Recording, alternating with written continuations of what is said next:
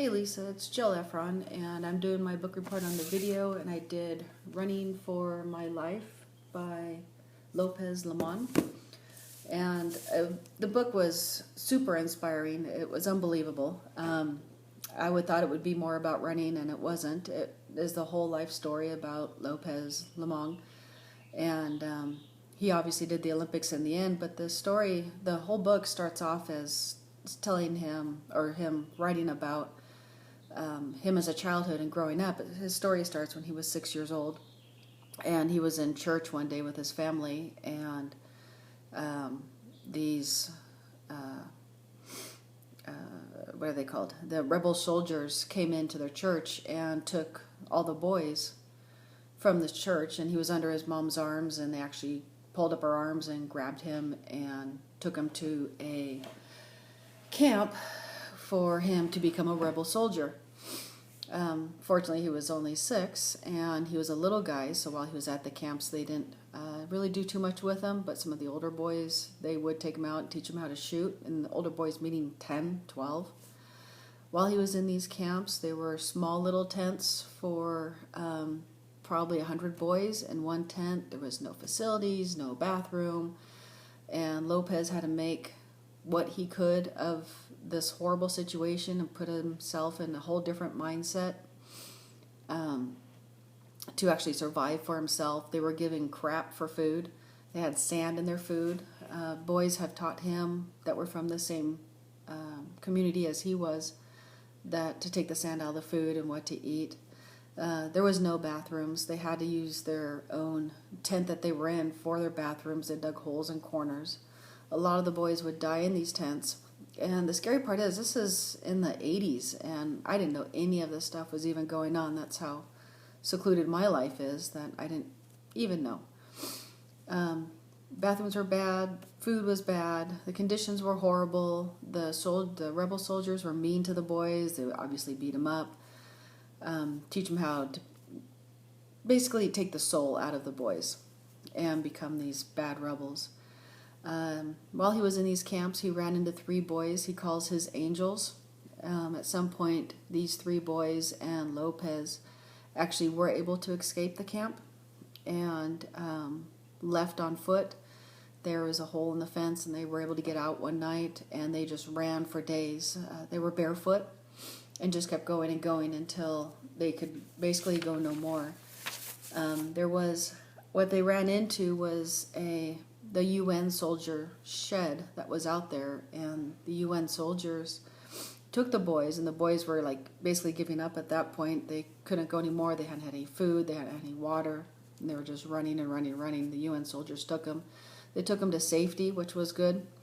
They took them to a refugee camp for boys. Apparently this obviously was going on enough to have a camp for them, which the conditions weren't much better, but the boys were safe there. They were at least given some food, not a lot, but they were given some. They did actually have a place for them to go to the bathroom, more or less. They look forward to Tuesdays because that's when they got the leftover foods from the other UN soldiers and everybody else that was there. So they looked forward to this, which is scary, that leftovers trash was a real treat for them. While he was at this refugee camp, he loved the game soccer. They didn't have a soccer ball. They rolled up a bunch of sheets and called it a soccer ball. And there were so many boys at one point that were playing soccer, they actually came up with a rule that all the boys had to run 18 miles before they could actually stop to play soccer. So, of course, Lopez took this on and ran his 18 miles so he can get back and start playing soccer. He loved soccer so much, and he played it so well that he would never pass the ball to anybody. This was a life lesson for him a little bit, because when he did keep the ball, the boys didn't like him, and they told him not to do it, but he still did it anyway because he wanted to score the points. What the boys taught him was, we're going to put you in the goal and make you a goalkeeper until you can learn to be friendly and nice to everybody else. So there's a little life lesson in there for him. Not that he hadn't had enough already. While he was at the camp, he went to church, and they had church for the boys on Sundays, and this is when he got baptized, and he got his new name Joseph.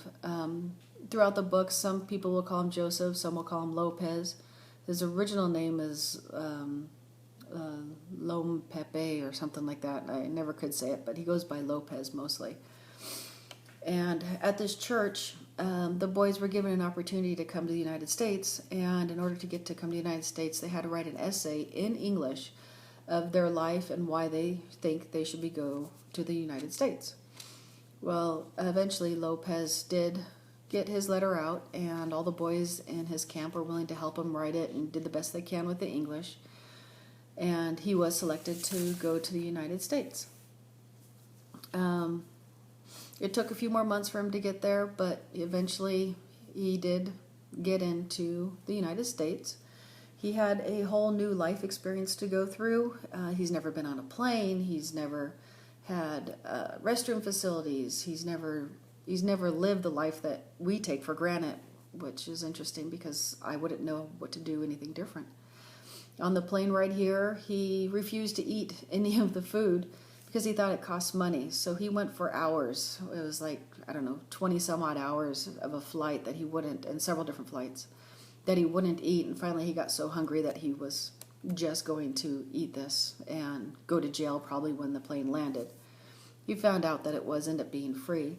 His problem was he didn't speak any English. He didn't know the language at all, so he couldn't communicate what was going on in his mind or ask any questions from anybody else. When he got to the airport, his adopted family was there waiting for him. They went to the luggage claim and waited for his luggage to come around. Well, he had no luggage. He had no clothes. He had nothing. He had the shoes on his back and a bunch of papers in a bag, which was his ticket into the United States. And not knowing the language and not wanting to piss off his new family, he just stand there and stood at the baggage turnstile going in circles because he was always afraid he was going to be shipped back to Africa, and he didn't want to come back, so he didn't want to piss him off. So they sat there and watched the turnstile go around a couple of times. Again, like I was saying, when he got to their house, he did have a lot of things to learn. Like I said, he did have a lot of things to learn. How to use the restroom, what a closet is, where his clothes are, what shoes are even. He didn't wear shoes in the camps. They were always barefoot. So he had to learn about shoes. While he was there, he wanted to play soccer. And there was all these balls, football, soccer balls, everything was there. His family provided for him. And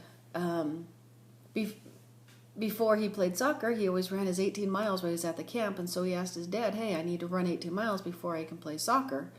His dad was like shocked by this, asking, 18 miles, are you sure you know really what 18 miles is? And he gave him a pair of shoes and said, here, go. And Lopez put the shoes on. He couldn't figure out how to run in them. He thought they felt funny and they were weird and it didn't work out for him. But he was going to make the best of it and put the shoes on and went.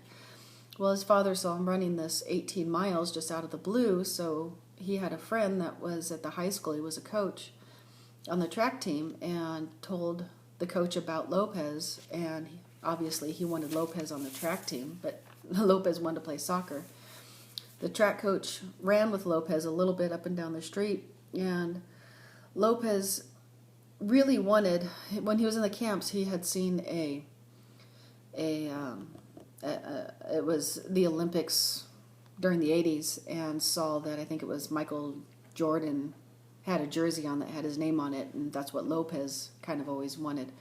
So the track coach said to Lopez, I'll give you a jersey, I'll have your name and your number, and he goes, I'll give you one of those. And Lopez was like on board immediately, and he's all the jacket and the whole thing, and he was all excited. So kind of like a little extrinsic motivation to get him onto the team, and it worked, and Lopez loved every bit of it, and he was able to run. He never did play soccer, except for socially and having a good time.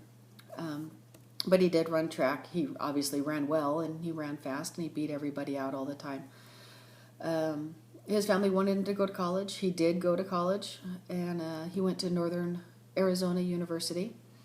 At some point, he started training for the Olympics. He also found out that his original family in Africa was still alive, and obviously they couldn't look for him. They can't really leave Africa to search anywhere beyond their territory.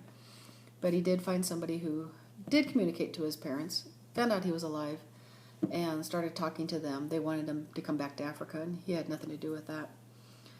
But he did start training for the Olympics. It was an opportunity that came up. He did actually have an injury that happened on a hamstring on his leg. He didn't let it stop him. He kept him going and trying harder, and he had to do some physical therapy with it and working with trainers and coaches to get through it. The Olympics, while he was there, he'd obviously made the Olympic team, and while he was there, he was telling his story. People were asking about him a little bit, so he shared his story, and a basketball coach actually heard his story and wanted him to come share with the basketball team because it was inspirational, and hearing how much he had to fight to get to where he is today and how much of a mindset he had to put himself into to survive. This word got around about Lopez, and he not only got to run in the Olympics, but he got to carry the flag for the United States, which is probably one of the highest honors that you could have besides the actual running for it itself. He got to meet the president while he was on the Olympic team. That was one of the biggest honors for him, was to actually meet the president and do all that with him and hear good luck wishes from the president, which would be kind of cool no matter what president it is. Lopez did finally go back to Africa in hopes to get his brothers. They did eventually get to come to the United States. It took him a lot of paperwork and a lot of spinning around in circles to get this going, but he did eventually get his brothers here. His sister didn't want to come. Lopez did go back to Arizona University to finish his degree and become a business major, which he always set out for, and that was the only thing that his parents ever requested of him. Today, he has a foundation set up for the Lost Boys. It's Lopez Lemong Foundation, and this was one of his biggest accomplishments that he's so proud of. He was able to go to business school. He's able to help these lost boys and, like I said, set up this foundation. This is one of his biggest goals that he wanted to do to help. This entire time, through his whole life, from the time he was 6 to the time he was 20-something, now 30, he never took anything for granted. He always thought he would be stuck back, when he was younger, he thought he'd be going back to Africa, so he did everything he could to please everybody. He's very inspirational. The book was inspirational. I thought it'd be more about running and his training and all that stuff. It had almost nothing to do with running other than the fact that he ran 18 miles before he played soccer and he ended up going to the Olympics. But that was a very, very small part of it. His book was mostly about him fighting and surviving the past that he had to go through as these lost boys, and him being setting up his foundation and being able to help other lost boys. He never ever took anything for granted. As far as your questions go, that's what the book's about. With psychology, he had to put himself in a completely different mental state in order to get through his survival. He, being from 6, driving on the hot trucks that were burning his feet, to escaping, running through the jungles of Africa, trying to survive there, being in places they didn't know any of the language, any of restroom facilities, any of that stuff. He had to put himself in a completely different mindset.